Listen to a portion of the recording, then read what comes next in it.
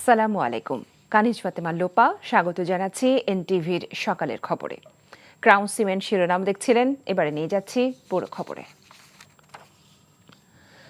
বিভিন্ন সরকারি সংস্থার স্থায়ী আমানতের মেয়াদ শেষ হওয়ার পরও পাওনা পরিশোধ করছে না বিভিন্ন বাণিজ্যিক ব্যাংক।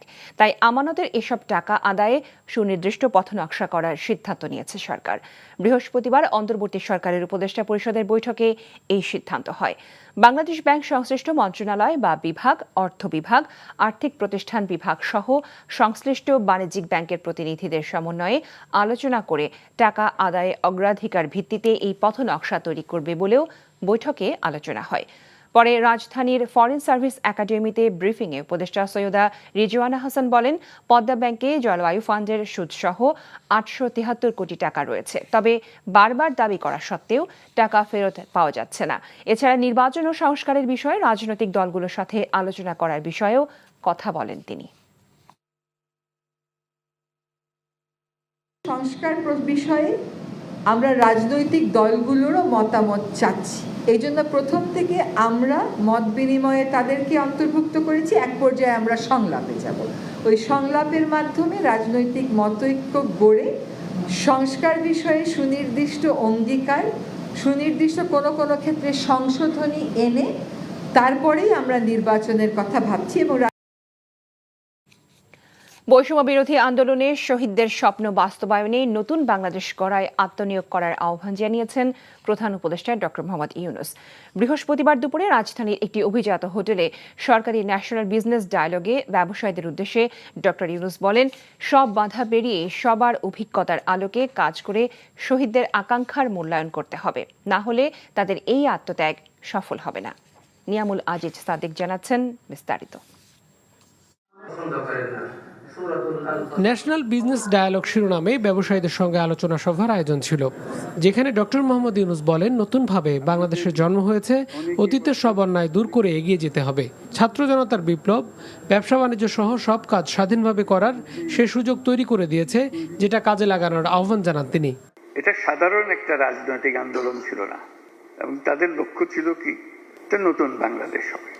এবং যে কারণে ছাত্ররা যখন প্রাণ দিচ্ছিল, সারা দেশের মানুষ তাদের পেছনে এসে দাঁড়িয়েছে। যেটুকু সময় আমরা এই দায়িত্বে আছি, আমরা টিম হিসেবে কাজ করতে চাই, যাতে যে আজকে যে 2 নম্বরে আছি, কি করে আমরা 1 নম্বর হব। আমাদের মেয়াদকালে যদি আপনারা 1 নম্বরে নিয়ে যেতে পারেন, আমরাও স্মরণ করবো যে বাবা একটা কিছু করছে। ডক্টর ইউনূস বলেন, মধ্যম আয়ের দেশ হলে অনেক সুযোগ সুবিধা বন্ধ হয়ে যায়, প্রতিযোগী হিসেবে অনেকের সঙ্গে প্রতিযোগিতা করতে হয়। এই কারণে ব্যবসায়ীদের তৈরি পোশাকে 1 নম্বর হওয়ার আহ্বান জানান তিনি। শ্রমিক মালিকের সম্পর্কটা সুন্দরভাবে গড়ে তোলা, সবাই যখন একটা টিম হলাম, শ্রমিক মালিক সরকার সব যখন টিম হলাম, ওটাও আমরা করে থাকি। ওটা না করলে সামনে এগুলো কষ্ট হবে। অন্তর্বর্তী সরকারের প্রধান বলেন, যতদিন এই সরকার থাকবে দেশ গড়ার জন্য আত্মনিয়োগ করবেন তারা। সামাজিক ব্যবসাকে উৎসাহিত করে তিনি শ্রমিক মালিক সুসম্পর্ক গড়ে তোলার ওপর গুরুত্বারোপ করেন। Niamul Aziz Sadek, NTV news, Dhaka. BNP chairperson Begum Khaleda জিয়াকে উন্নত চিকিৎসার জন্য দেশের বাইরে নেওয়া ছাড়া কোনো বিকল্প নেই। তবে তিনি কিছুটা সুস্থ না হওয়া পর্যন্ত বিদেশে নেওয়া যাচ্ছে না। বিশেষজ্ঞ টিমের পরামর্শক্রমেই বিদেশে নেওয়ার সিদ্ধান্ত নেওয়ার কথা জানান তার ব্যক্তিগত চিকিৎসক AJM জাহিদ হোসেন। এর আগে বুধবার রাতে রাজধানী এভারকেয়ার হাসপাতালে ভর্তি করা হয় বিএনপি চেয়ারপারসন বেগম খালেদা জিয়াকে।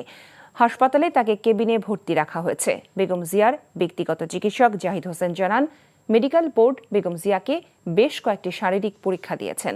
পরীক্ষা নিরীক্ষা শেষে রিপোর্ট পর্যালোচনা করে মেডিকেল বোর্ড পরবর্তী সিদ্ধান্ত নেবে।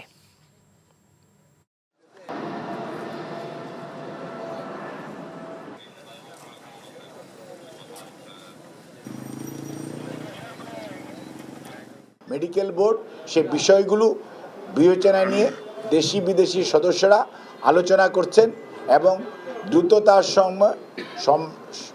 দ্রুততম সময়ের মধ্যে শারীরিকভাবে উনি একটু সুস্থ হলেই ওনাকে যত দ্রুত বাইরে নেওয়ার যে চেষ্টা, একটা উন্নত সেন্টারে ফলো আপের জন্য, কারণ ওনার এমন কিছু রোগের সৃষ্টি হয়েছে যেগুলি সত্যিকার অর্থে বাইরের আধুনিক সেন্টারে নিয়ে দেখানো ছাড়া এবং তাদের ওপিনিয়ন নেওয়া ছাড়া আর কোনো জ্ঞাতন্তর নাই। যে পেশারই হোক না কেন গণহত্যায় উস্কানিদাতাদের বিচার করা হবে জানিয়ে তথ্য ও সম্প্রচার উপদেষ্টা নাহিদ ইসলাম বলেছেন, স্বাস্থ্য অধিদপ্তরের কাছ থেকে হতাহতদের পূর্ণাঙ্গ তালিকা না পাওয়ায় গণঅভ্যুত্থানে শহীদদের স্মরণসভা 14 সেপ্টেম্বর হচ্ছে না। বৃহস্পতিবার বিকেলে সচিবালয়ে সংবাদ সম্মেলনে এসব জানান নাহিদ ইসলাম। রিপোর্ট করছেন রুকনউদ্দিন। অন্তর্বর্তী সরকারের 1 মাস মেয়াদে তথ্য ও সম্প্রচার মন্ত্রণালয়ের কার্যক্রমের অগ্রগতি জানাতে আয়োজন করা হয় এই সংবাদ সম্মেলন।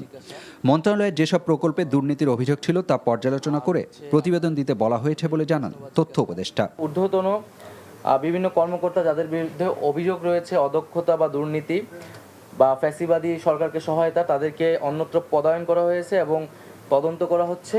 সুস্পষ্ট অভিযোগ বা প্রমাণের ভিত্তিতে তাদের বিরুদ্ধে আইনি ব্যবস্থা নেওয়া হবে।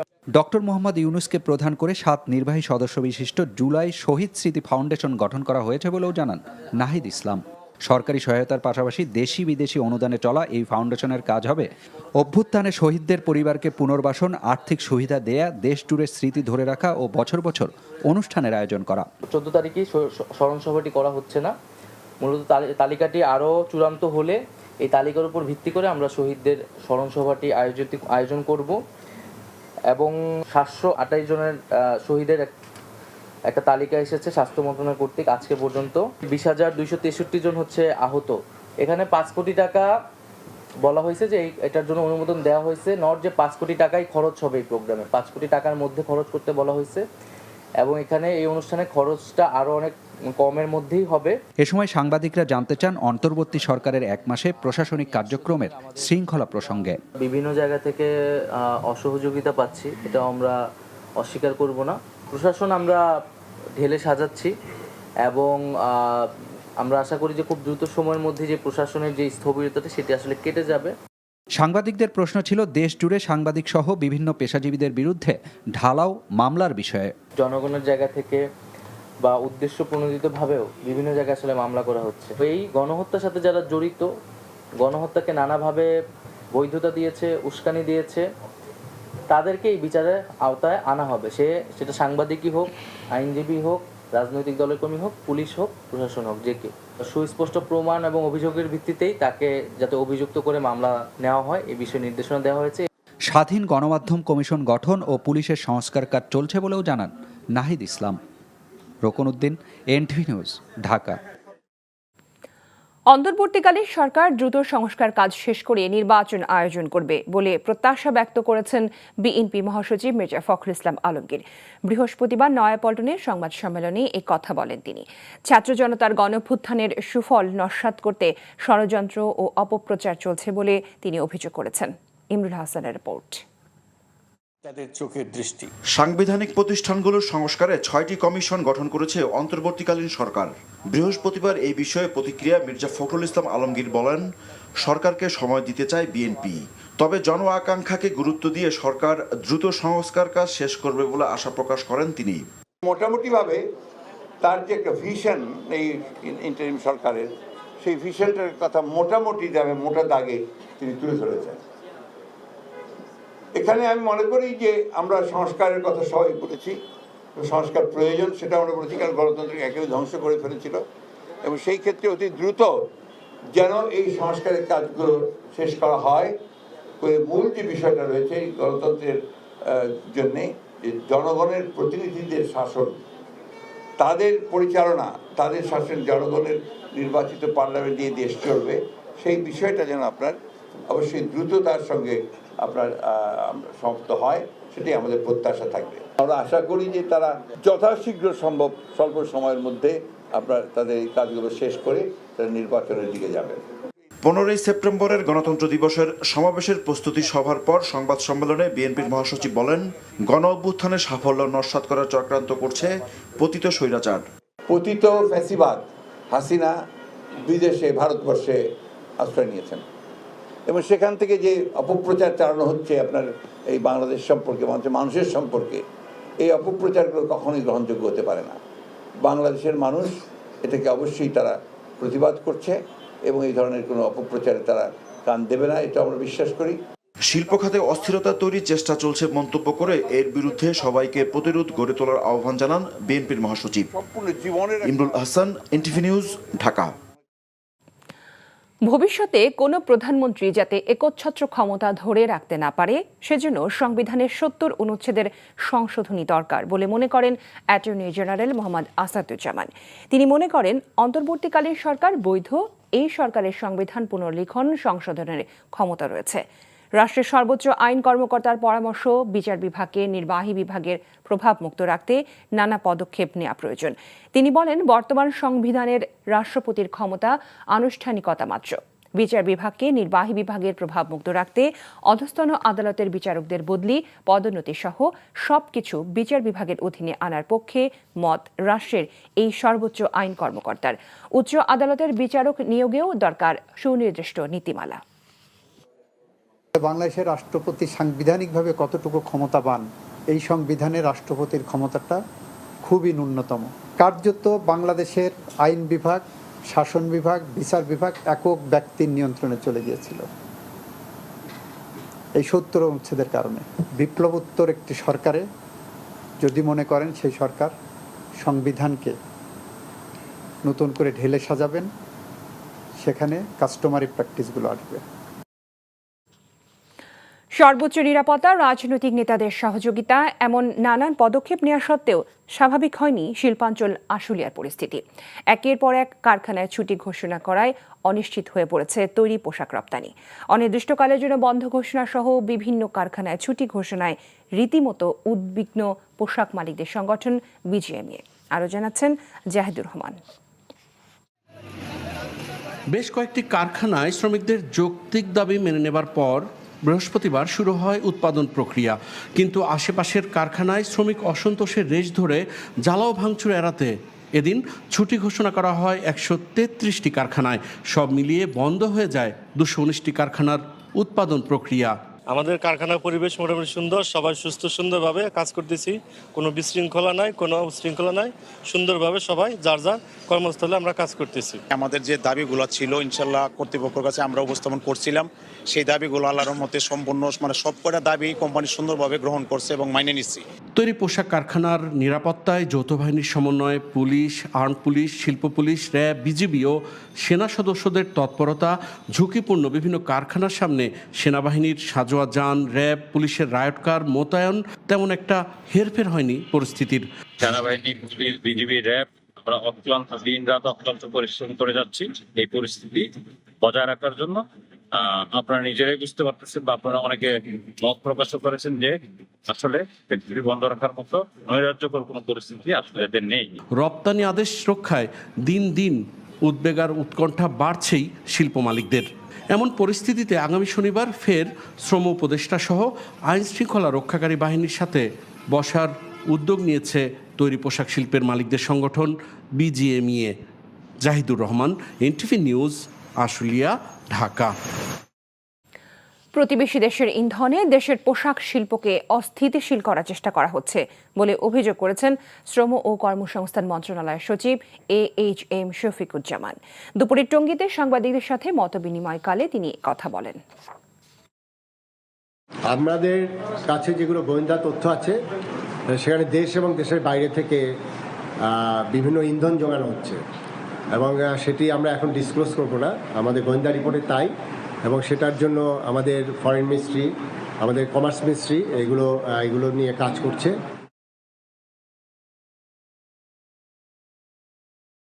নায়েব আলী জোয়ারদার গ্রেফতার হয়েছে। বৃহস্পতিবার রাত 12টার দিকে জেলা শহরের আরারপুর বাসস্ট্যান্ড এলাকা থেকে তাকে গ্রেফতার করে র্যাব। র্যাব 6-এর একজন কর্মকর্তা জানিয়েছেন, র্যাবের একটি দল অভিযান চালিয়ে নিজ বাসা থেকে নায়েব আলী জোয়ারদারকে গ্রেফতার করে। গত 4 আগস্ট ঝিনাইদহ সদর উপজেলায় হামলা, ভাঙচুর ও অগ্নিসংযোগের ঘটনায় করা পৃথক 2টি নাশকতার মামলায় তাকে গ্রেফতার করা হয়। নায়েব আলী জোয়ারদার ঝিনাইদহ 1 আসনে আওয়ামী লীগের মনোনীত সংসদ সদস্য ছিলেন। আগামী 22 সেপ্টেম্বর থেকে ঢাকা বিশ্ববিদ্যালয়ের ক্লাস শুরু হচ্ছে। বৃহস্পতিবার সন্ধ্যায় বিশ্ববিদ্যালয়ের জরুরি সিন্ডিকেট সভায় এই সিদ্ধান্ত নেওয়া হয়। উপাচার্য অধ্যাপক ডক্টর নিয়াজ আহমেদ খানের সভাপতিত্বে সিন্ডিকেট সভায় সিদ্ধান্ত হয় 22 সেপ্টেম্বর স্নাতক প্রথম বর্ষ ছাড়া অন্য সব বর্ষ এবং স্নাতকোত্তর পর্যায়ের পাঠদান শুরু হবে। এরপর 30 সেপ্টেম্বর থেকে স্নাতক প্রথম বর্ষের পাঠদান শুরু হবে। বিশ্ববিদ্যালয়ের জনসংযোগ দপ্তর থেকে পাঠানো বিজ্ঞপ্তিতে উল্লেখ করা হয়, ছাত্র শিক্ষক সম্পর্ক উন্নয়নে বিশ্ববিদ্যালয়ের বিভিন্ন উদ্যোগ চলমান রয়েছে। উল্লেখ্য, ছাত্রদের আন্দোলনের কারণে গেল 1 জুলাই থেকে বিশ্ববিদ্যালয়ে পাঠদান কার্যক্রম বন্ধ রয়েছে।